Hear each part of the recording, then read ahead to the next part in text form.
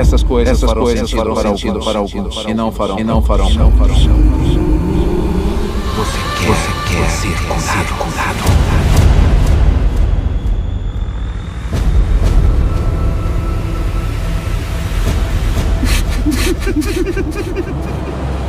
Estamos fazendo, vai durar gerações. Não estou me sentindo muito Quem é? Você? Estou aqui para pregar as boas novas do reino de Deus. Eu abri um caminho para as pessoas acessarem esse reino. Neste mundo, ossos ainda vão se partir. Corações ainda vão se partir. Mas no final, a luz vai vencer as trevas.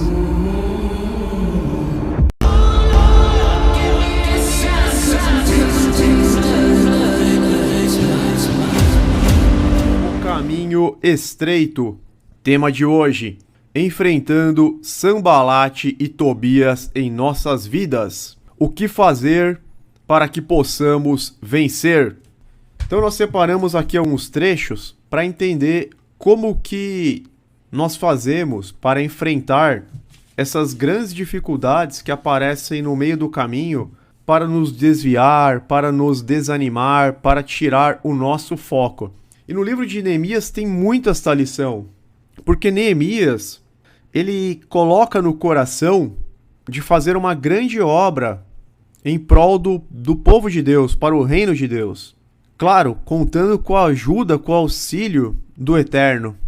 E ele pede para Deus abençoar ele nessa jornada, dar condições. E Deus atende a oração dele. Deus atende, ele se humilha diante de Deus, pede perdão pelos próprios pecados, pelos pecados do povo que tinha ficado naquela terra um tanto quanto devastada. Porém, mesmo assim, mesmo ele sendo um homem justo, bem intencionado, e mesmo Deus estando com ele, isso não impede que apareçam pessoas ou situações em nossos caminhos para tentar nos desviar, para tentar tirar o nosso foco, para tentar fazer com que nós desanimemos.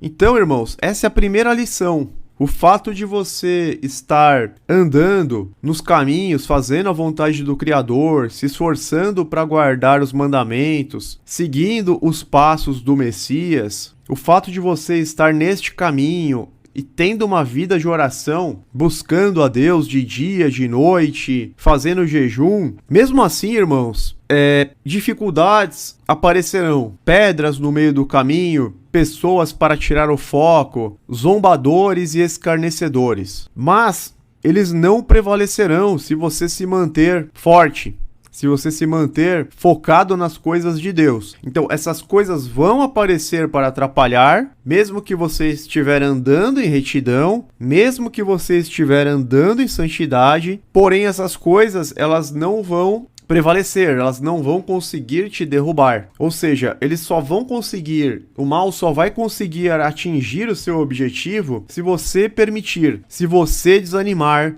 se você baixar a guarda. Por isso que eu falo, não desanimem, sejam fortes, sejam corajosos, prossigam mesmo mediante as dificuldades, porque vale a pena. Como eu vou falar sobre como a base da lição está no livro de Neemias, eu fiz uma linha do tempo, digamos assim, partindo do início do exílio, da diáspora, até o final aí da época de Neemias, digamos assim. Então vamos escrever aqui que isso seria uma linha do tempo. Eu fiz isso hoje rapidamente, mas já dá para a gente ter uma certa compreensão. Então, por volta de 608 a.C., a primeira deportação teve início. Os primeiros exilados foram levados para a Babilônia pelo rei Nabucodonosor. Depois, anos mais tarde, em 598 a.C., porque como é antes de Cristo, o ano vai regredindo. Então, ao contrário, tá? Quanto menor o ano, mais próximo da nossa era. Então, em 598 a.C., teve a primeira grande deportação. Jerusalém é sitiada e o rei Joaquim de Judá rende-se voluntariamente. o templo de Jerusalém é parcialmente saqueado e uma grande parte da nobreza, os oficiais militares, artífices, inclusive o rei, são levados para o exílio em Babilônia. Zedequias, tio do rei Joaquim, é nomeado por Nabucodonosor II como rei vassalo. O que significa rei vassalo? É um rei que tem que obedecer às ordens de alguém superior. Então, embora ele fosse rei de Judá, ele tinha que obedecer às ordens de Nabucodonosor, pagar tributos para Nabucodonosor. Depois, em 587 a.C., ocorre nova rebelião no reino de Judá. E com isso, a terceira deportação e a consequente destruição de Jerusalém e seu templo. Como Judá não quis obedecer em tudo a Nabucodonosor, então teve uma terceira deportação e nesse momento teve uma destruição mais assim, eles sofreram um revés pior, mais grave, inclusive com a destruição do templo. Depois, passado o tempo, entre 538 a 537 a.C., é o fim do período de cativeiro na Babilônia, no primeiro ano do reinado de Ciro II, ou Ciro o Grande, porque o rei Ciro ele conquistou a Babilônia em 538 a.C. Em consequência do decreto de Ciro, os judeus exilados foram autorizados a regressar à terra de Judá, em particular a Jerusalém, para a reconstrução do templo. Então, a partir desta data, 537 a.C., em torno de 40 mil exilados retornaram para Judá com Zorobabel e Jesuá. O altar do templo ele é reconstruído neste ano, 537. 536 a.C., lançada a fundação do templo. 536 a 520, os judeus sofrem oposição na reconstrução. 522 a 486, o rei Dário I reina sobre a Pérsia. Depois o templo é terminado e consagrado. Assuero reina sobre a Pérsia. Esther e Mordecai servem na corte de Assuero. Isso entre 484 a 465 a.C. Então aqui nós já estamos naquela narrativa do livro de Esther. Esther, o seu tio Mordecai, o rei Assuero. Mais pra frente, Artaxerxes I reina na Pérsia. Em 458 a.C., os judeus voltam para Jerusalém sob a liderança de Esdras. E em 545, os judeus voltam para Jerusalém sob a liderança de Neemias. E no mesmo ano de 445, agora a gente está se situando. Então, em 445 a.C., os muros de Jerusalém são reconstruídos. Ok? Então aqui eu já consegui situar vocês desde o início lá da primeira deportação em 608 a.C. até a reconstrução dos muros por Neemias em 445 a.C.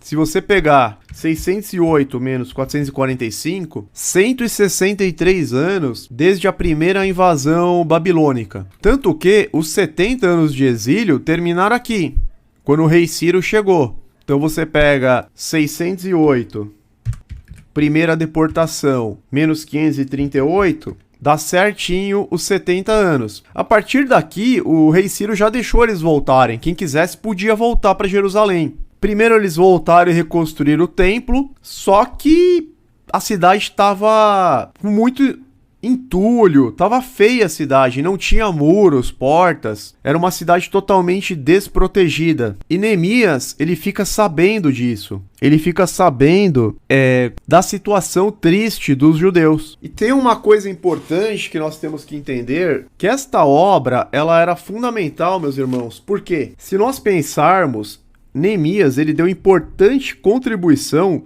para o avanço rumo à plenitude do tempo, quando Cristo viria. Então esse muro foi construído mais ou menos 445 anos antes do nascimento de Jesus. E para que Cristo cumprisse toda a sua justiça, certas coisas elas tinham que estar preparadas. Eles não podiam estar Jerusalém não podia estar num estado de calamidade total. O Messias ele tinha que nascer em uma comunidade judaica que cumprisse as leis cerimoniais. Nessa época eles não estavam mais cumprindo as leis, eles estavam casando com mulheres estrangeiras, eles não estavam guardando nem o sábado. E não podia ficar assim. Então nós vamos ver que essa obra de Neemias, ele fez, na verdade, uma grande obra espiritual. Só que essa metade do livro não vai ser a nossa análise hoje. A gente só vai analisar a primeira parte. Mas a principal obra de Neemias não foi a obra física de reconstrução do muro, que foi importante sim, mas depois ele trouxe a reforma espiritual. Eles voltaram a seguir os mandamentos de Deus. Então, o Messias ele tinha que nascer em uma comunidade judaica que cumprisse as leis cerimoniais. Tinha que haver uma clara distinção entre os gentios e os judeus para que houvesse uma identificação correta e inequívoca do Messias. Pois, como vemos em João 4:22, a salvação vem dos judeus, na pessoa do descendente de Abraão, de Isaac, de Jacó e de Davi, certo? Nessa época estava muito misturado. Você tinha Samaria que não tinha judeu mais, no norte. E Judá no sul também estava uma bagunça. Não tinha essa distinção. E Jesus fala que ele veio primeiramente para as ovelhas perdidas da casa de Israel. Vocês estão conseguindo entender a importância desses livros, desses acontecimentos, Esdras, Neemias? Então, para que tudo isso acontecesse, tinha de haver uma comunidade judaica com os mecanismos adequados para excluir a influência gentílica. Ou seja, em resumo, tinha de haver um Israel para que houvesse Cristo. A obra de Neemias em construir aquela cidade e sua exigência de pureza na adoração foram componentes fundamentais para a vinda de nosso Salvador, o Senhor Jesus. Então, tudo isso que eu fiz, irmãos, foi uma introdução, uma contextualização. Deixa eu ver aqui, irmã Maria Carmen. Perguntas que nos vêm imediatamente quando temos diante de nós um projeto de grande envergadura. Somos capazes? Estamos autorizados? Temos a aprovação de Deus? Podemos dispor de todo o tempo? Perfeito essas perguntas. Tem tudo a ver com o que a gente vai falar. Exatamente, né? Nós somos capazes? Estamos autorizados por alguém superior? Temos a aprovação de Deus, que é o mais importante. Podemos dispor do tempo e dos recursos. Vale a pena o esforço despendido? Justamente, irmã. É isso que nós vamos entender. Esses capítulos são curtinhos. O capítulo 1 tem 11 versos. Vale a pena a gente ler. Ainda mais que a gente vai parar no 6. E nós não vamos ler tudo, né? Nós vamos ler alguns trechos até o 6. As palavras de Neemias, filho de Acalias. No mês de Quisleu, no 20º ano, enquanto eu estava na cidade de Suzã. O que acontece? Vai chegar uma notícia muito triste para Neemias. Hanani, um dos meus irmãos, veio de Judá com alguns outros homens, e eu lhes perguntei acerca dos judeus que restaram, os sobreviventes do cativeiro, e também sobre Jerusalém. E eles me responderam: aqueles que sobreviveram ao cativeiro e estão lá na província passam por grande sofrimento e humilhação. O muro de Jerusalém foi derrubado e suas portas foram destruídas pelo fogo. Quando ouvi essas coisas, sentei-me e chorei. Passei dias lamentando, jejuando e orando ao Deus dos céus. Aqui, meus irmãos, Neemias, ele está tipificando o amor de Jesus pela igreja. Neemias, o amor que Neemias está demonstrando pelo povo judeu, ele ilustra o amor que Cristo tem pela igreja. É claro que o amor de Cristo é superior, é mais puro, é mais intenso, mas é uma ilustração. Então, quando ele ouviu sobre o sofrimento e a humilhação do povo judeu, que estava morando em Jerusalém, em Judá, ele ficou profundamente triste, se lamentou, ele jejuou, ele orou a Deus. E Jesus também. Jesus chegou a chorar a ver a situação. Tem um versículo, o menor versículo da Bíblia, Jesus chorou em João capítulo 11. Jesus ficou muito triste também em ver a situação do povo de Israel, dos judeus, a incredulidade, a decadência espiritual, aquele episódio da figueira sem frutos, né?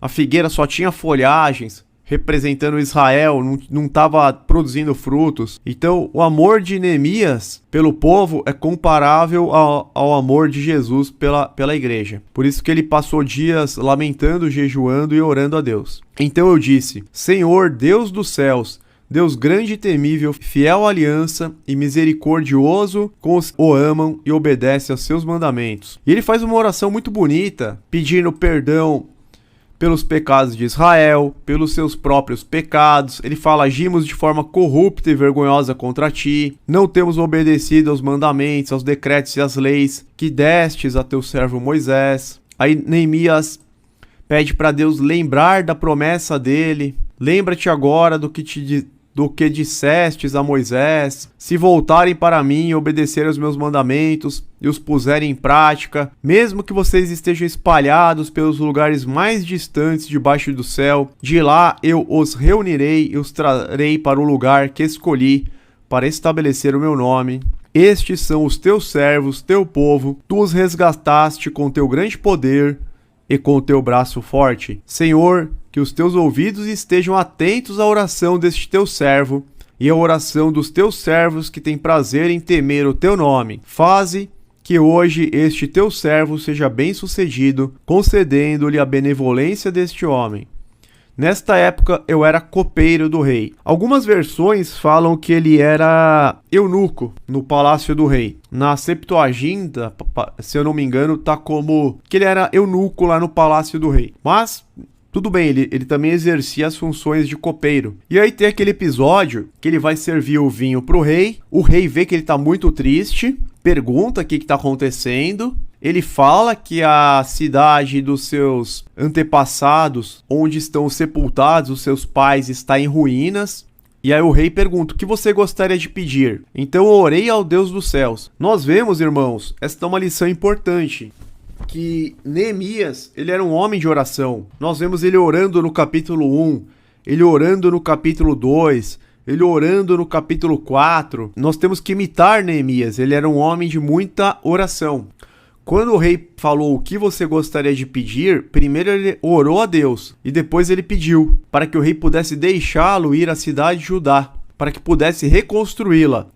Olha que impressionante, ele era um copeiro no palácio real, Império Persa. Ele acreditava que ele poderia reconstruir a cidade com a ajuda de Deus. Que aquela obra, embora fosse uma obra muito grande, Deus estando com ele, ele poderia realizar aquilo. Então o que ele fez? Ele aproveitou a oportunidade de sempre estar próximo ao rei, muito embora o cargo dele fosse um cargo, digamos assim, pequeno, de pouca importância. Às vezes a gente acha, essa é uma lição importante, tá? Às vezes nós pensamos que nós somos muito pequenos perante a obra de Deus. Mas ainda que nós sejamos gotas em um grande oceano, isso não tem que nos impedir de estar atuando. E Neemias, ele enxergou dessa forma. Ele não perdeu a oportunidade. Ele recebeu a notícia de que o povo estava sofrendo, estava sendo humilhado.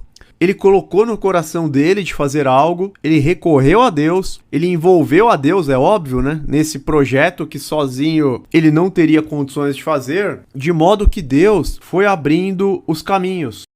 Nós temos que entender que nós não somos, irmãos, pequenos demais, nós não somos insignificantes demais a ponto de não podermos trabalhar na obra de Deus. Veja bem, ele não era um conselheiro do rei. Daniel era. Daniel, ele tinha a função de ser um dos homens mais importantes da corte. Daniel foi conselheiro direto dos reis, chegou a ser um dos homens mais importantes do palácio. José chegou a ser governador do Egito, o segundo nome. José fez grandes coisas como segundo nome. Daniel fez grandes coisas como conselheiro. Mas Neemias era apenas um copeiro. Ele era apenas um eunuco. E ele fez coisas talvez ainda maiores. Por quê? Porque ele colocou a sua confiança em Deus. Ele não enxergou as limitações. Esta é uma lição que nós temos que sair com ela gravada na nossa mente. Nós não podemos focar nas limitações. Nós temos que focar na obra, naquilo que nós podemos fazer, claro que com a concordância e com a bênção do Senhor. A Bíblia diz que tudo que nós pedimos que esteja de acordo com a vontade de Deus, na primeira carta de João, a Bíblia fala isso. Se nós pedirmos qualquer coisa que esteja alinhado com a vontade de Deus, nos será concedido. E foi o que Neemias fez. Mesmo tendo uma posição, digamos assim, inferior no palácio, ele conseguiu o favor do rei mediante as suas orações que foram atendidas pelo Eterno. O rei perguntou, com a rainha sentada a seu lado: quanto tempo levará a viagem? Quando você voltará? Marquei um prazo com o rei e ele concordou que eu fosse. E ele ainda pediu cartas aos governadores do Trans-Eufrates para que ele pudesse passar até chegar a Judá. E também cartas para Asaf, guarda da floresta, para que fosse fornecida madeira para as vigas das portas da cidadela, do muro da cidade, da residência que ele iria ocupar. E ele fala, visto que a bondosa mão de Deus estava sobre mim, o rei atendeu os meus pedidos. Então, o fator determinante, irmãos, é se Deus está conosco, é se Deus está nos nossos projetos. Na verdade, se o nosso projeto é projeto de Deus. Não importa que ele era servo de um rei estrangeiro e uma terra distante. Não importa que ele era um eunuco num palácio pagão. Visto que a bondosa mão de Deus estava sobre mim, o rei atendeu os meus pedidos. Deus move os corações. Com isso, fui aos governadores do Trans-Eufrates e lhes entreguei as cartas do rei. O rei fez-me acompanhar uma escolta de oficiais do exército e de cavaleiros. E aqui começam os problemas. Então, a princípio, as coisas estavam dando certo para ele, porque Deus estava com ele. Mas aquilo que eu estava falando no começo da live, o fato de Deus estar conosco não quer dizer que as dificuldades não vão se apresentar. Mesmo Deus aprovando aquilo, essas aflições, esses obstáculos, eles fatalmente aparecerão no nosso caminho. Porque tem a nossa parte, tem a questão do nosso esforço, da nossa responsabilidade. Deus, ele fornece os meios. Deus forneceu os meios. Ele conseguiu autorização do rei para ir até Judá, para atravessar as terras, cartas para que fossem fornecido material para as construções, foi acompanhado de uma escolta do exército de cavaleiros, ou seja, os meios estavam com ele. Porém, o que vai acontecer? Verso 10. Sanbalate, o honorita, e Tobias, o oficial amonita, ficaram muito irritados quando que alguém estava interessado no bem dos israelitas. Ou seja, esses líderes aqui, Sanbalate, ele era governador de Samaria, e Tobias, ele era um oficial amonita, eles tinham raiva, eles tinham inveja dos judeus. E eles ficaram muito irritados, porque tinha alguém que estava interessado no bem dos israelitas. De modo que eles fariam de tudo para perseguir essas pessoas. A mesma coisa, irmãos, que acontece com a igreja. A mesma coisa acontece hoje com o povo de Deus. Deixa eu ver, a Maria Carmen escreveu. As figuras de Sanbalate, Tobias e Gesem é o árabe, ele aparece também. São mais uma prova de que nenhuma oposição é capaz de frustrar os planos do Senhor Todo-Poderoso. Exatamente. Nós vamos ver que Neemias, ele foi forte até o final. Fizeram muitas ciladas e armadilhas para ele. Mas ele não caiu em nenhuma cilada, ele não caiu em nenhuma armadilha e ele não perdeu o foco. Muito foi feito para que ele perdesse o foco, que é o que acontece conosco. Nós estamos seguindo o caminho de Deus, focado nas coisas celestiais, só que no mundo está cheio de Sanbalates e Tobias que querem tirar o nosso foco. E nós não podemos deixar isso acontecer. Nós temos que aprender com Neemias como que nós podemos nos manter focados até o final, até a conclusão da obra. Então nós vemos que aqui o inferno começa a se levantar contra ele. Aí ele chega a Jerusalém. Cheguei a Jerusalém e, depois de 3 dias de permanência ali, saí de noite com alguns de meus amigos. Eu não havia contado a ninguém o que o meu Deus havia posto em meu coração que eu fizesse por Jerusalém. Não levava nenhum outro animal além daquele em que estava montado. Outra lição: Nós não devemos sair contando para as pessoas sobre algumas coisas que nós temos em mente de fazer na obra. Não é bom sair contando antes da hora, entendeu? Tem que esperar um momento certo, um momento propício. Porque às vezes você sai contando e as pessoas elas podem ou querer te desanimar, falar que não vai dar certo, ou vão ter inveja, ou vão achar que você tá maluco. Então, ele foi muito claro. Eu não havia contado a ninguém o que o meu Deus havia posto em meu coração que eu fizesse por Jerusalém. Ele estava aguardando para ele. E no momento certo, ele traria as pessoas que iriam colaborar com este intento. E ele sai à noite para examinar os muros. Então, de noite, sair pela porta do vale. Você vê que ele sai à noite examinando o muro de Jerusalém que havia sido derrubada e suas portas que haviam sido destruídas. Ou seja, ele saiu em segredo. Ninguém viu, né? À noite, sem uma iluminação adequada, ninguém viu que ele estava nesta missão de examinar os muros. No verso 16, inclusive, está sendo dito: os oficiais não sabiam aonde eu tinha ido ou o que eu estava fazendo, pois até então eu não tinha dito nada aos judeus, aos sacerdotes, aos nobres, aos oficiais e aos outros que iriam realizar a obra. Ele já tinha tudo planejado, irmãos. Ele tinha tudo em mente. Ele estava em oração. Ele recebeu sinais de que Deus estava com ele, a aprovação do rei. Ele chegou até Jerusalém, mas ele estava mantendo em segredo. Ele não tinha contado para os judeus, para os sacerdotes, para os nobres e nem para os oficiais que iriam realizar a obra. Por quê? Porque ele estava aguardando o momento certo. Se ele conta antes da hora, sem saber exatamente o que deve ser feito, poderiam até mesmo surgir questionamentos que ele não soubesse responder. Não tem pessoas que elas saem contando os planos e aí você faz algumas perguntas para elas não sabem responder? Acho que já aconteceu isso com vocês. A pessoa ela sai, não, eu tô pensando nisso. Ah, tá, mas como que faria isso? Como que... Aí ela não sabe, fica só aquela coisa superficial. Então Neemias ele preferiu se inteirar melhor. Eu vou chegar lá, eu vou passar uns 3 dias lá primeiro, eu vou examinar os muros, eu vou ver o tamanho do estrago, eu vou ver o tamanho da obra que vai ter que ser feita, até para eu poder dar o devido incentivo para as pessoas. Porque já pensou se ele fala, nós vamos reconstruir o muro, e as pessoas começam, mas como que nós vamos reconstruir? Se tá cheio de escombro, assim, tá com entulho, tá com isso, tá com aquilo. O irmão Fabiano confirmou. Sempre tem e elas se frustram. Então Neemias, ele teve esse cuidado, que nós temos que ter também.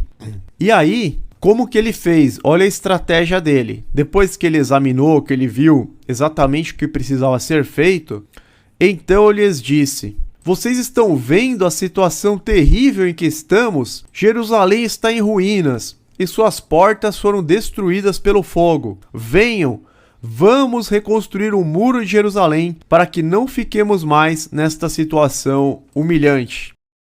Ele falou de uma forma que dava aquela exortação para o povo para querer participar. Ou seja, nós não podemos continuar nesta situação. Jerusalém está em ruínas. Vamos reconstruir para que não fiquemos mais nesta situação humilhante. Ele está provocando a questão da honra do povo. Nós estamos sendo desonrados. Nós estamos sendo motivos de chacota. Ou seja, ele mexeu com o brio, digamos assim, dos judeus. Com orgulho judeu no bom sentido. Uma ótima estratégia. Ele envolveu todo mundo. Vocês estão vendo a terrível situação em que estamos. Ele envolveu todo mundo. Ele não falou, olha... eu preciso reconstruir o muro, eu tenho ordens do rei, então vocês vão ter que me ajudar. Não, ele não usa eu. Se ele usasse o eu, estragaria tudo. Ele usa nós. Vocês estão vendo a situação em que estamos, em que nós estamos. Vamos reconstruir para que não fiquemos mais nessa situação. Ele está colocando todo mundo no mesmo barco. É uma estratégia fundamental. Também lhes contei como Deus tinha sido bondoso comigo e o que o rei tinha me dito. Aqui ele fala que ele já tinha recebido o aval do rei. Então primeiro ele envolve todo mundo e somente depois ele fala: olha, Deus foi muito bondoso comigo e o rei foi favorável a mim. Ou seja, como ele era o líder daquela empreitada, ele mostrou para o povo que ele tinha a aprovação de Deus Todo-Poderoso e do rei da Pérsia. Eles responderam: sim, vamos começar a reconstrução, e se encorajaram para este bom projeto. Agora ele tinha conquistado o apoio popular, porque as pessoas iriam ajudá-lo na reconstrução, e isso seria fundamental. Se as pessoas não concordassem, tudo seria em vão, entendeu? Tudo iria por água abaixo. E aí, o que vai acontecer? Logo depois que ele consegue o apoio dos judeus, verso 19: quando, porém, Sanbalate, o honorita, Tobias, o oficial amonita, e Gesem, o árabe, souberam disso, zombaram de nós, desprezaram-nos e perguntaram: o que é isso que vocês estão fazendo? Estão se rebelando contra o rei? Então fizeram uma acusação que poderia até gerar uma pena de morte aqui. Uma acusação de rebelião contra o rei. Eu lhes respondi: o Deus dos céus fará que sejamos bem-sucedidos.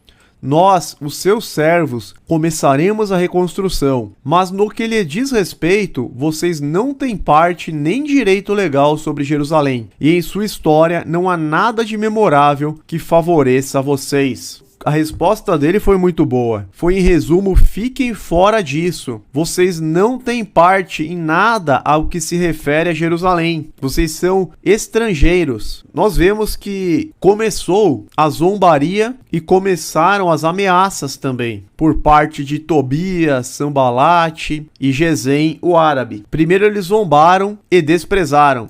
E isso acontece, irmãos, com aqueles que estão na fé cristã.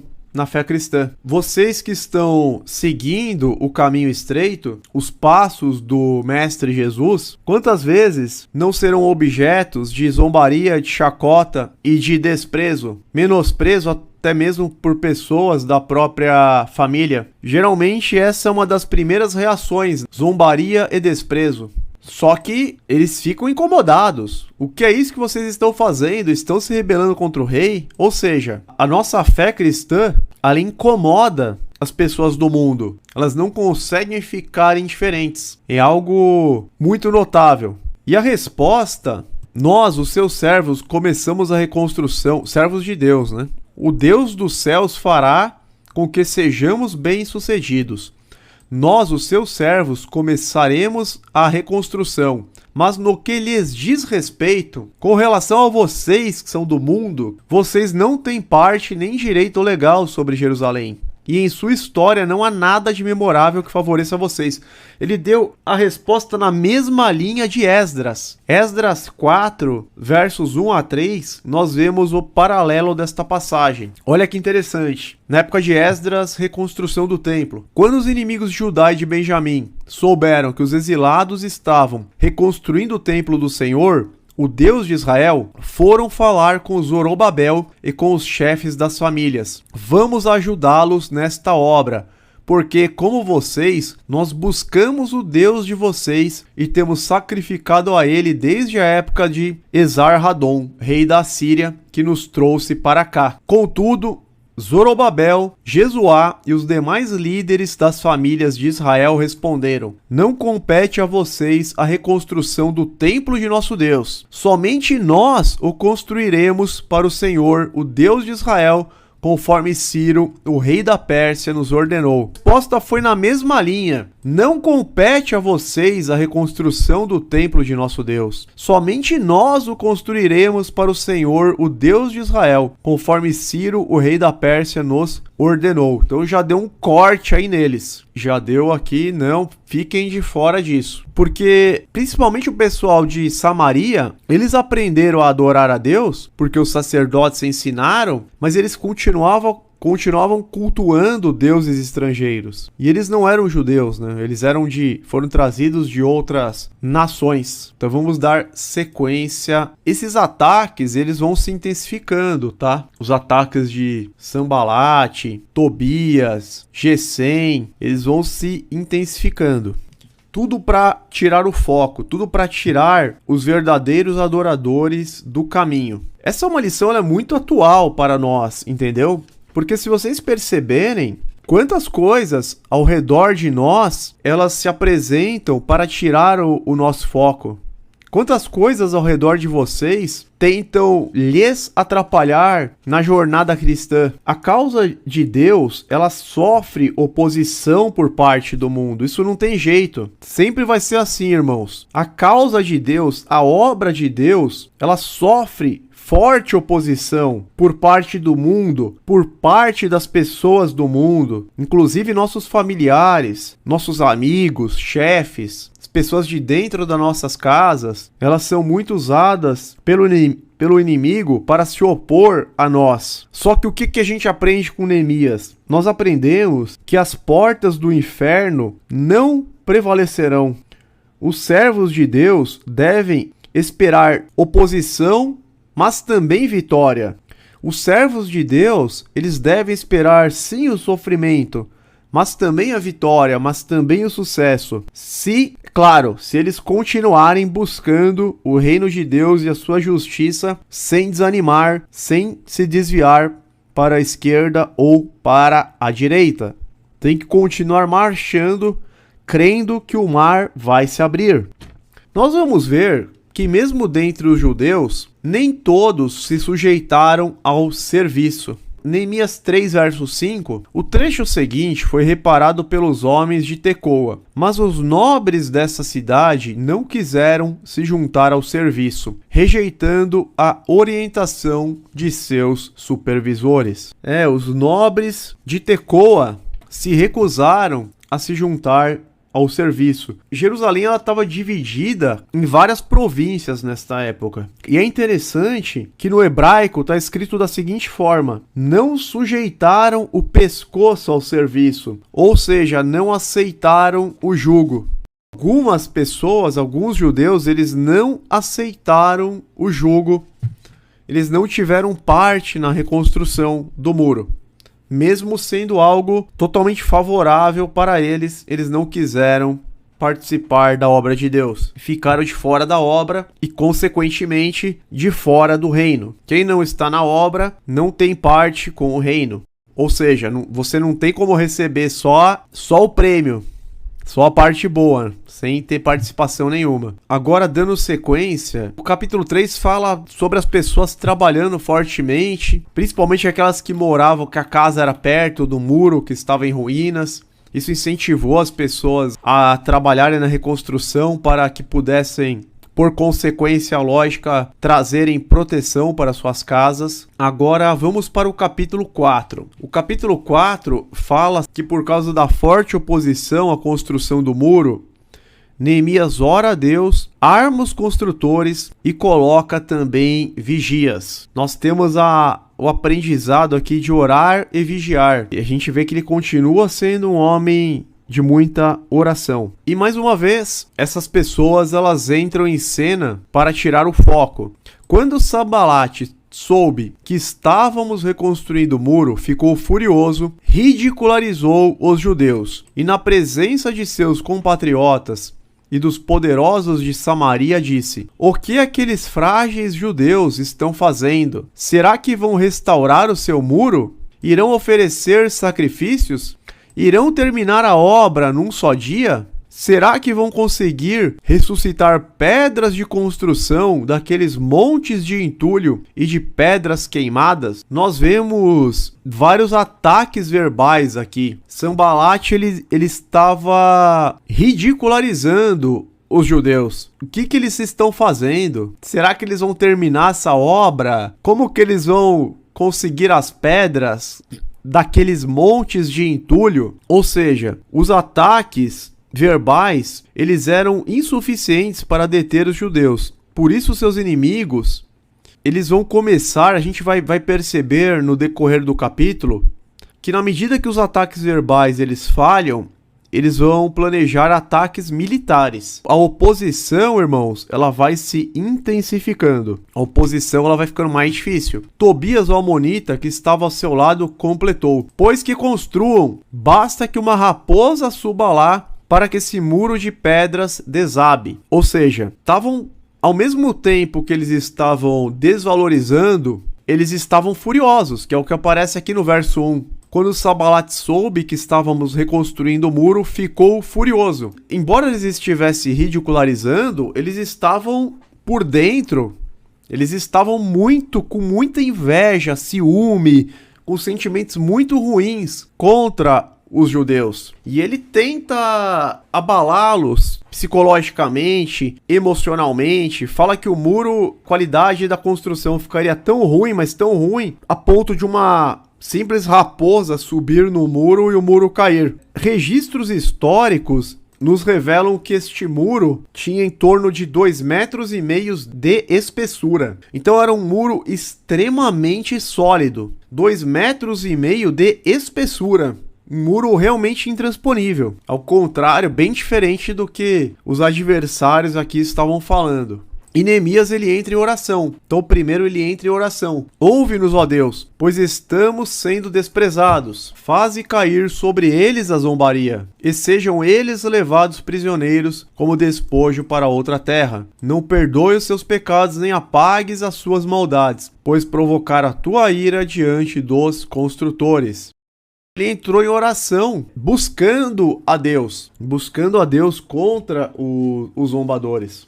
Nesse meio tempo, fomos reconstruindo o muro, até que em toda a sua extensão, chegamos à metade da sua altura, pois o povo estava totalmente dedicado ao trabalho. Eles conseguiram chegar assim até a metade da altura do muro, e a extensão já estava cercando toda Jerusalém. Quando, porém, Sanbalat, Tobias, os árabes, os amonitas e os homens de Asdod souberam que os reparos nos muros de Jerusalém tinham avançado e que as suas brechas estavam sendo fechadas, ficaram furiosos. Esse ataque de fúria é o ataque de fúria que nós cristãos sofremos das pessoas do mundo. Quando nós estamos na obra de Deus, fazendo as coisas, quando nós estamos no caminho do eterno, seguindo os passos do Messias, o inferno ele vai se levantar para nos derrubar. Isso vai irritar profundamente aqueles que são controlados pelo príncipe desta era. A irmã Maria Carmen colocou: a inveja mata. Algumas vezes literalmente. É complicado, porque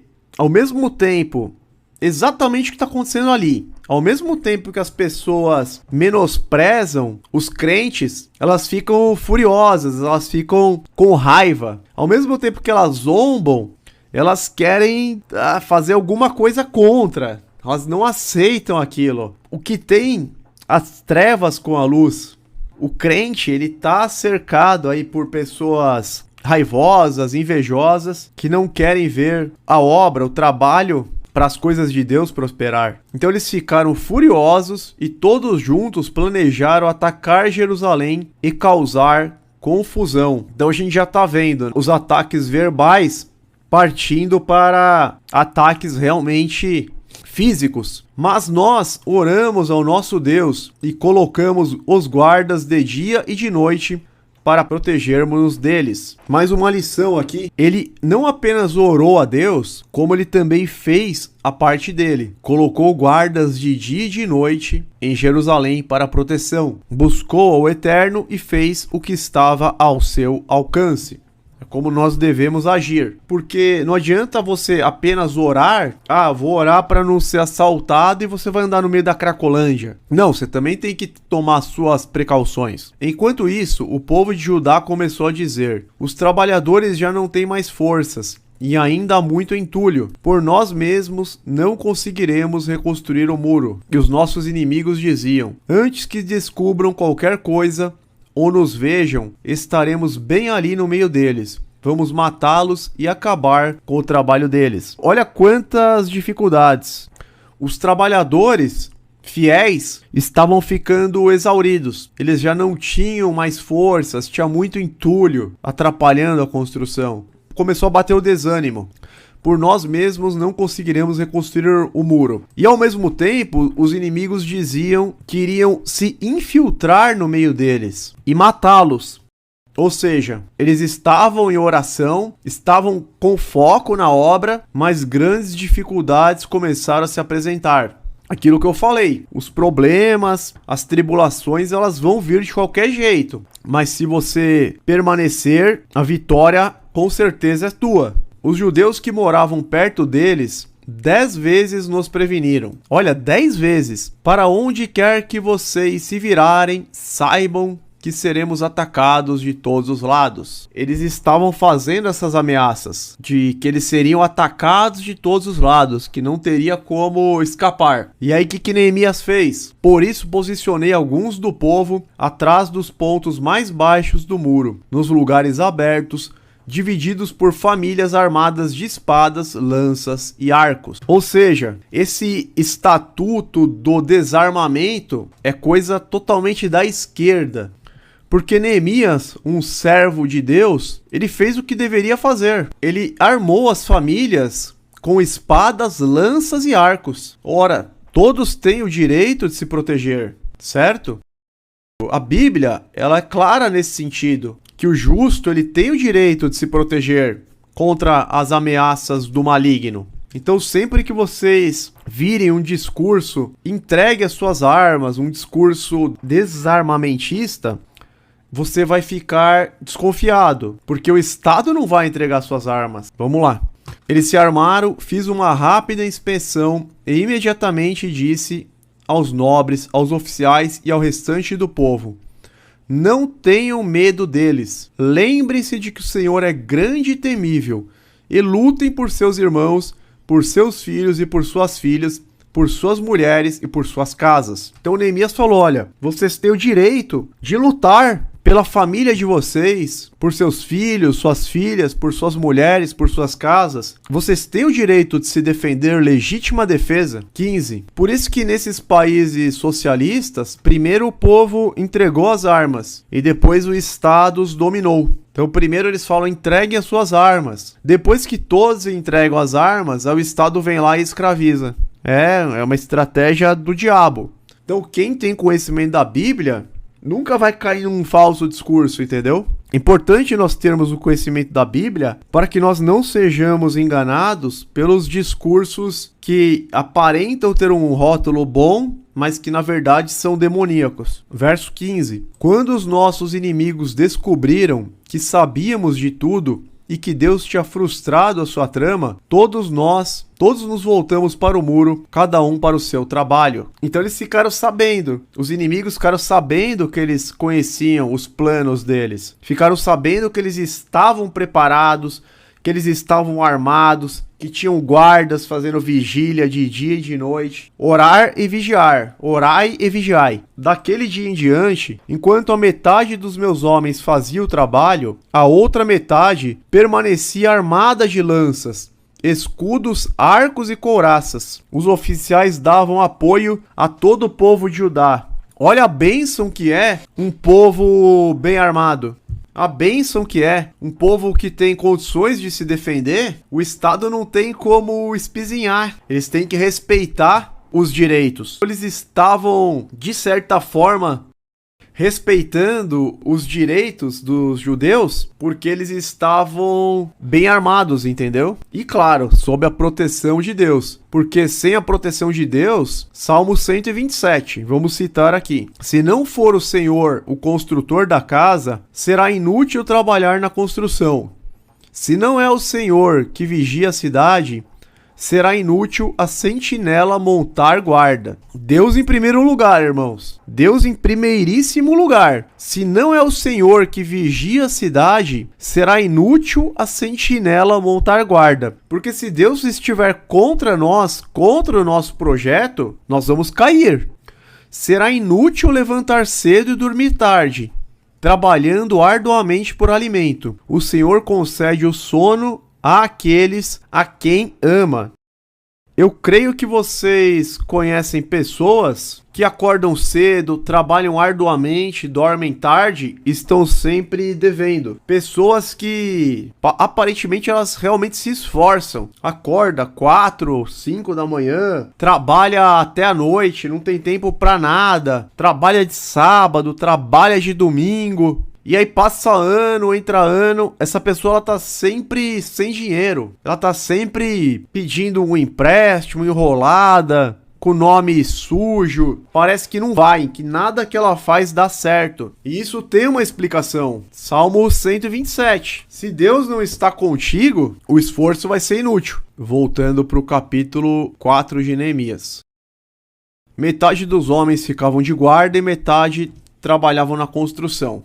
Os oficiais davam apoio a todo o povo de Judá que estava construindo o muro. Aqueles que transportavam material faziam o trabalho com uma mão e com a outra seguravam uma arma. Vou até colocar no chat aqui, para a gente entender para onde está indo o nosso mundo de hoje. Coloquei no chat, aqueles que transportavam material faziam o trabalho com uma mão e com a outra seguravam uma arma.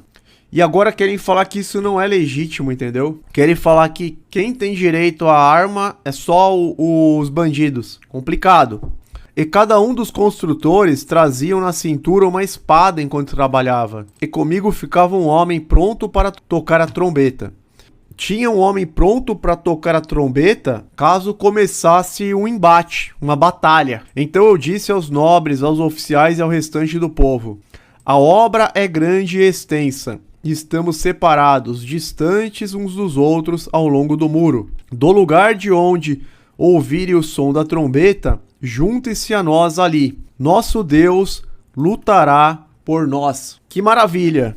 Neemias, o tempo todo, ele estava colocando toda a confiança em Deus. A paz de Neemias, irmãos, vinha de Deus, porque ele não tinha paz no mundo. Aquele mundo... Aquela circunstância era uma circunstância que você não podia nem dormir à noite direito. Não existia paz. Mas Neemias, ele tinha a paz de Deus. A paz que Cristo nos deixou. Por pior que estivessem as coisas, ele estava crendo, ele estava prosseguindo no trabalho, que é o que nós devemos fazer. Exatamente o que nós devemos fazer, entendeu? Manter em nosso coração a paz do Eterno. Dessa maneira, prosseguimos o trabalho com metade dos homens empunhando espadas, desde o raiar da alvorada até o cair da tarde. Eu nem preciso falar mais nada, né? Eles prosseguiram o trabalho com metade dos homens empunhando espadas. Naquela ocasião eu também disse ao povo: cada um de vocês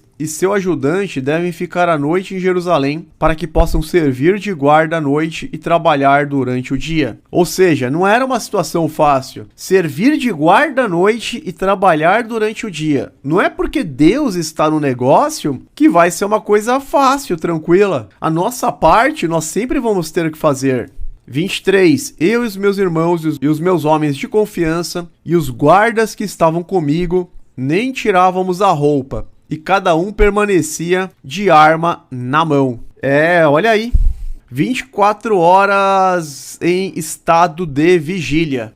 Esse é o verdadeiro envolvimento, irmãos, na obra de Deus. É isso que significa estar totalmente envolvido nas coisas de Deus. Ensinamento de alta relevância. O que nós podemos aprender aqui mais desse capítulo? Nós podemos aprender que naquela época eles não chegaram a se escandalizar nem com as afrontas, nem com os ataques verbais e nem mesmo com a ameaça de ataques militares. Só que hoje as pessoas elas se escandalizam e elas desistem do caminho de Deus simplesmente por ataques verbais. Simplesmente por ataques verbais da família, dos amigos, dos parentes, as pessoas elas já abandonam o caminho estreito.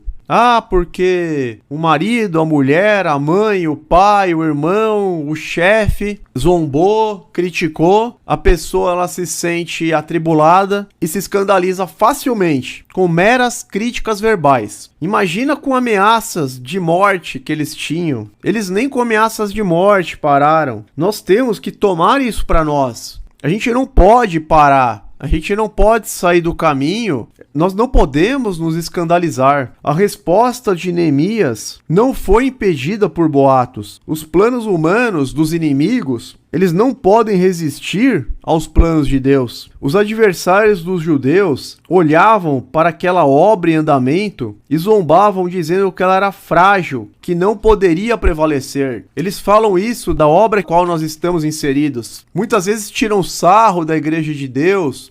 Vocês não têm templos de pedra. Vocês são um bando de desigrejados. Vocês são isso. vocês são aquilo, vocês não têm dinheiro em caixa, vocês não têm investimentos. Ou seja, é o que estava acontecendo com eles. Os adversários deles olhavam para a obra em andamento, da mesma forma como olham para a nossa obra em andamento, e zombam dizendo que é frágil, que não vai prevalecer, que não vai subsistir. Isso também zombam com a guarda do sábado, com o uso do véu. Fala, nossa, que coisa ultrapassada. Sim, ó, Tubarão, vocês são terraplanistas. A igreja de vocês não vai sobreviver, vocês não têm dízimo. Já falaram isso. Como que vocês vão fazer a obra sem dízimo? É impossível. Ué, nós não estamos fazendo? Nós não fizemos várias missões de batismo? São Miguel Arcanjo, São Paulo, Santa Isabel, Belo Horizonte, Portugal, inclusive fora do Brasil, Rio de Janeiro. Como que está sendo feito? Está sendo feito sem dízimo. Deus toca nos corações e algumas pessoas sentem vontade de fazer oferta voluntária e a obra está sendo feita e acabou. Ah, eles são terraplanistas, eles são negacionistas, medievais, porque nós somos da igreja primitiva, que não se corrompeu com o paganismo romano. Nós não seguimos o helenismo grego, Sócrates, Platão, Concílio de Nicéia, Constantino. Não tem TV, exatamente. O Mateus Jean, vocês não vão conseguir emprego nos dias de hoje, porque ninguém cede o sábado. Bem lembrado, irmão Flávio, Missão Nordeste, tudo sem dízimo. Esse ataque de Neemias é o ataque que nós sofremos. E a ridicularização, ao mesmo tempo, irmãos, que nós somos ridicularizados, eles ficam furiosos contra nós. E isso não é mera coincidência. Nós sofremos a mesma coisa que Neemias. Zombaria, ridicularização, mas no fundo eles estão furiosos, tentando destruir a obra pura, sem interesse financeiro, sem busca da glória dos homens. Nós buscamos servir a Deus da mesma forma como Neemias. Ele era temente a Deus, nós somos tementes a Deus. Nós queremos fazer o que é reto aos olhos do Criador, em que pese as nossas imperfeições. Nós não dependemos desse sistema corrompido e decaído. Neemias não dependeu do favor lá dos governantes de Judá, não. Se dependesse dos líderes lá da época de Judá, a obra não ficaria pronta. Então nós temos que ter isso em mente. Normalmente quando o mundo olha para a igreja, ele vê imperfeições. Mas o mundo não entende que é uma obra em andamento. Um dia a igreja será uma noiva pura e sem mácula para o seu noivo celestial, que é Cristo Jesus. Sim, o irmão Flávio colocou contribuição com as orações. As orações são fundamentais. A oração de um justo pode ir muito em seus efeitos. Pedimos que continue em oração. Continue em oração pelos presbíteros, pelos líderes, pelos pregadores da palavra, por todos os irmãos, por todos os santos, como está em Efésios 6. Efésios 6 pede, para que nós oremos por todos os irmãos. Deixa eu colocar aqui essa passagem, só um instante. Efésios capítulo 6, quando ele fala da armadura de Deus. Aqui, olha. Orem no Espírito em todas as ocasiões, com toda oração e súplica. Tendo isso em mente, estejam atentos e perseverem na oração por todos os santos. Orem também por mim, para que quando eu falar, seja-me dada a mensagem, a fim de que, destemidamente, torne conhecido o mistério do Evangelho. Então é importante nós perseverarmos na oração por todos da igreja. Seguindo aqui, nós aprendemos, irmãos, que Neemias, ele orou e trabalhou. Ele orou e vigiou. A oração não deve ser um substituto para o exercício de nossa responsabilidade. Ou seja, aquilo que é de nossa responsabilidade, nós devemos fazer. A oração ela não vai substituir a nossa parte, mas ela vai nos capacitar para que possamos fazer a nossa parte de acordo com a vontade de Deus. A oração ela nos vai capacitar para que tomemos as decisões guiados pelo Espírito Santo e para que os caminhos sejam abertos. Mas ela não é um substituto para as coisas de nossa responsabilidade. É verdade que os construtores, eles trabalhariam em vão se não houvesse a bênção de Deus, como nós vimos em Salmo 127. Contudo, ter a bênção de Deus não significa que não temos de construir. Ou seja, nós temos que fazer a obra, Não adianta adianta nós orarmos para que os irmãos de determinada localidade sejam batizados, se não tem quem vá até o lugar, quem realmente faça a obra, se não tem quem colabore com a obra. A igreja é um só corpo de Cristo.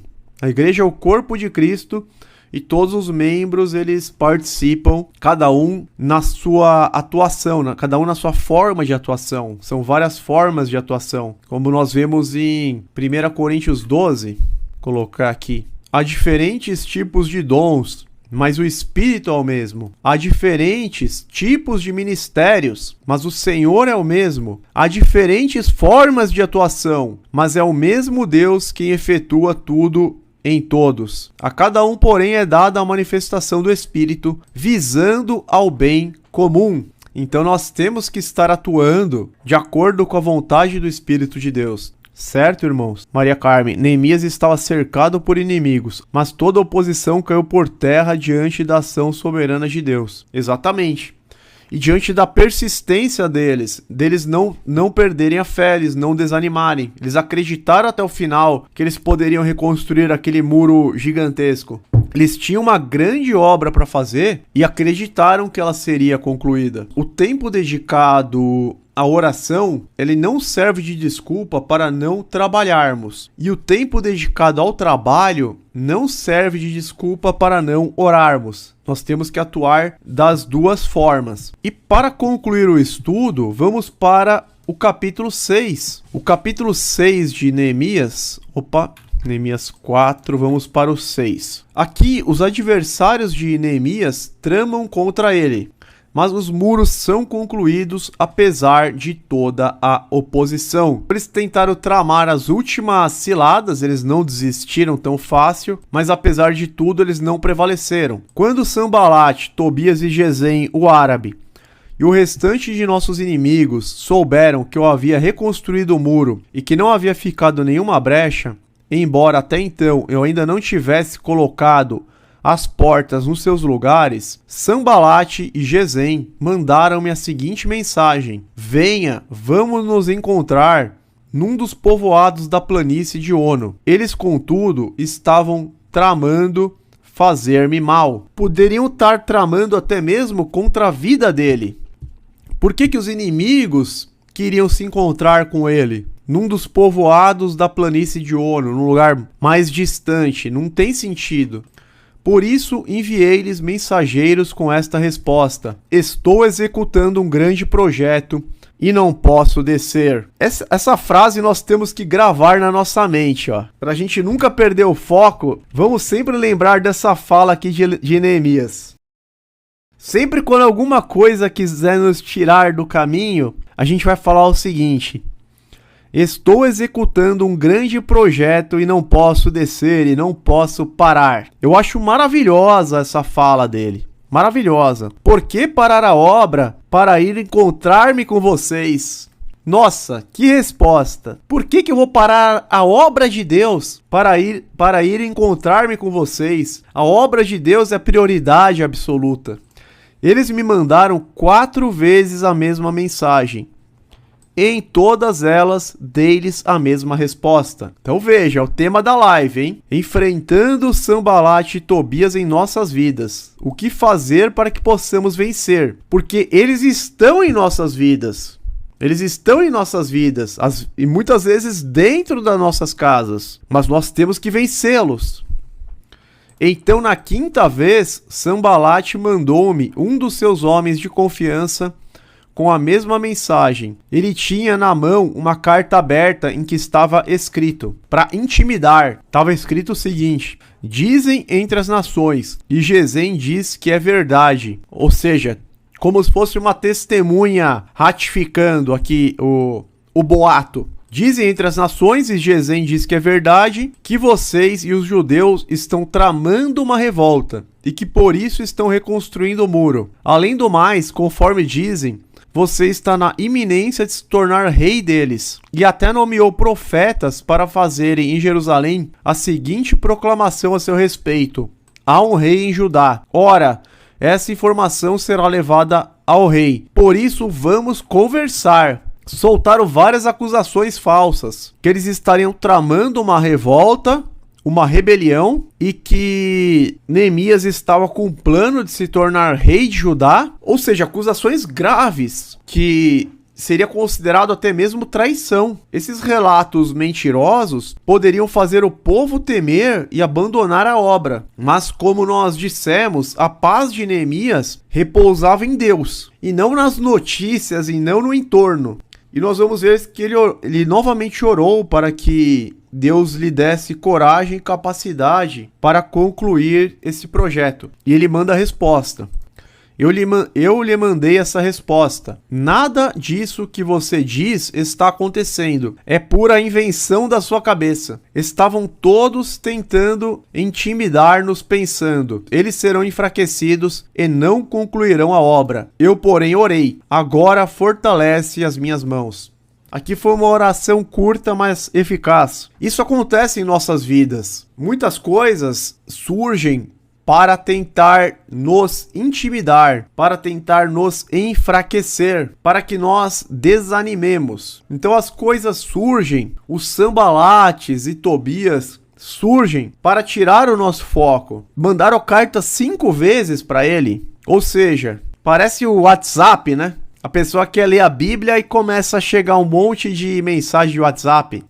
Por isso que quando eu vou ler a Bíblia, eu coloco o celular no modo avião, para Sanbalat e Tobias não ficarem me mandando mensagens. Certo, irmãos? Eu recomendo que vocês façam a mesma coisa. Agora eu vou ler a Bíblia. Pega o celular e coloca no modo avião, desliga tudo que puder tirar seu foco e continua com seu foco, porque senão Sanbalat e Tobias eles vão prevalecer. Nós não podemos deixar com que isso aconteça. Neemias, ele não ficou enfraquecido. Ele disse, nada disso que você diz está acontecendo, é pura invenção da sua cabeça. Se dirigiu a Deus e orou pedindo para que Deus pudesse fortalecê-lo para ele concluir tão grande obra. O mundo ele sempre vai tentar desviar o nosso foco para que a gente deixe as coisas de Deus de lado. A Bíblia diz que nós devemos buscar ao reino de Deus e a sua justiça em primeiro lugar. Mas o objetivo do mundo é que nós não consigamos fazer isso. O objetivo do mundo é que fique, não é nem em segundo plano, né? Que fique em último lugar. E aí,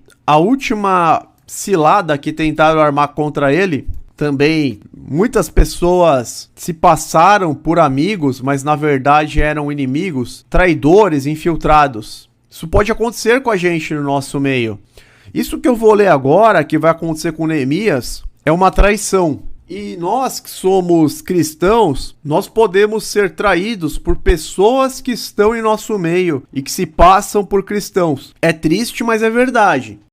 Pessoas que estão no nosso meio, na nossa igreja, em nossos grupos, pode ser que elas em determinado momento nos traiam. Nós temos que estar alertas. Infelizmente existe a inveja até mesmo no meio dos crentes. É triste falar isso, mas existe, irmãos. E nós vamos ver que aconteceu isso com ele. Um dia fui à casa de Semaías, filho de Delaías, neto de Meetabel, que estava trancado portas adentro. Ele disse, olha a traição, hein? Vamos encontrar-nos na casa de Deus, no templo, as portas fechadas, pois estão querendo matá-lo. Eles virão esta noite. Todavia eu lhe respondi, acha que um homem como eu deveria fugir? Alguém como eu deveria entrar no templo para salvar a vida? Não, eu não irei. Percebi que Deus não o tinha enviado e que ele tinha profetizado contra mim porque Tobias e Sanbalat o tinham contratado. Olha que traição! A pessoa falando para ele se esconder no templo porque queriam matá-lo, mas na verdade era mais um plano. Ele tinha sido pago para me intimidar, a fim de que eu cometesse um pecado agindo assim. Então eles poderiam difamar-me e desacreditar-me. Neemias, ele não poderia se esconder no templo porque era contra a lei de Deus, a lei de Moisés. Ele era um eunuco. O eunuco ele não tinha acesso a partes do templo. Por isso que ele fala, eles queriam que eu cometesse um pecado agindo assim. e então eles poderiam difamar-me e desacreditar-me. Era uma baita de uma armadilha. Lembra-te do que fizeram Tobias e Sanbalate, meu Deus. Lembra-te também da profetisa Noadia e do restante dos profetas que estão tentando me intimidar. O muro ficou pronto no dia 25 de Elul, em 52 dias. Incrível! O muro ficou pronto em apenas 52 dias, porque ele não caiu em nenhuma armadilha, ele não perdeu o foco em nenhum momento, ele não perdeu a fé em Deus em nenhum momento, ele não deixou com que a paz dele fosse levada embora, apesar de todas as ameaças e intimidações. Verso 16. Quando todos os nossos inimigos souberam disso, todas as nações vizinhas ficaram atemorizadas e abateu-se o seu orgulho, pois perceberam que esta obra havia sido executada com a ajuda de nosso Deus. Olha que incrível essa passagem. As nações vizinhas reconheceram a mão do Senhor, ajudando os judeus a terminarem o muro. Todas as nações vizinhas ficaram atemorizadas, ficaram com o orgulho abatido, porque elas reconheceram que aquela obra tinha sido feita com o auxílio de Deus. E ninguém pode contra o Deus Todo-Poderoso, o Criador dos céus, da terra e do mar e de tudo que neles há. Por isso que eu digo, irmãos, permaneçam no caminho de Deus, faça chuva, faça sol. Não importa se vierem Sanbalates, Tobias, Gesem, quem quer que seja, permaneçam. E no final, os inimigos ficarão atemorizados, tremerão de medo e todo o orgulho deles será abatido. 17. E também naqueles dias os nobres de Judá estavam enviando muitas cartas a Tobias, que eles enviavam suas respostas. Ou seja, muitos nobres de Judá estavam aliados a Tobias e Sanbalate. Ele estava sendo traído o tempo todo, porque muitos de Judá estavam comprometidos com ele por seu juramento, visto que era genro de Secanias, filho de Arã, e seu filho Joanã havia se casado com a filha de Mesulão, neto de Berequias. E Mesulão estava ajudando na construção do muro. Ou seja, alguém de dentro da igreja aliado ao inimigo. Infelizmente acontece isso conosco. Pessoas saem do meio de nós e de repente se aliam com ventos de doutrina, falsas doutrinas. Quantos que não abandonaram a igreja de Deus e foram para fazer parte de seitas que não detêm toda a verdade, que misturam verdades com mentiras. 19. Até ousavam elogiá-lo na minha presença e iam contar-lhe o que eu dizia. Olha a traição. E Tobias continuou a enviar-me cartas para me intimidar. Mesmo com toda essa intimidação, com pessoas de dentro traindo, com pessoas de fora ameaçando, com zombadores, escarnecedores, com pessoas desprezando, invejosos. Mesmo assim, ele se apegou a Deus, ele teve fé e ele levou a obra até o fim e foi vitorioso com a graça do Senhor. Justamente, irmão Flávio, operando o nosso Deus, quem impedirá? Tem a passagem de Jó 42 também. Sei que podes fazer todas as coisas, nenhum dos teus planos pode ser frustrado. Então, se nós estivermos alinhados com a vontade de Deus, nenhum dos planos do Senhor em nossa vida poderão ser frustrados. Temos que nos apegar a Deus, confiar até o fim e não nos escandalizarmos quando estivermos enfrentando os Sanbalates e Tobias em nossas vidas. Por hoje é só, meus irmãos. Agradeço a presença e a participação de todos. Agradeço a Deus que eu consegui fazer a live até o fim. A minha voz não sumiu, graças a Deus. Porque dele, por ele, para ele, são todas as coisas. Fiquem todos na paz e na proteção do eterno Deus, em nome do Senhor Jesus, nosso Mestre, Rei, Salvador. Essas coisas farão sentido para alguns e não farão. Você quer ser curado.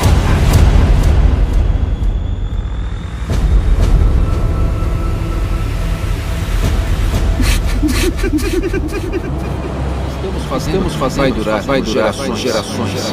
Não estou me sentindo muito Quem é de Você? Estou aqui para pregar as boas novas do reino de Deus. Eu abri um caminho para as pessoas acessarem esse reino. Neste mundo, ossos ainda vão se partir. Corações ainda vão se partir. Mas no final, a luz vai vencer as trevas.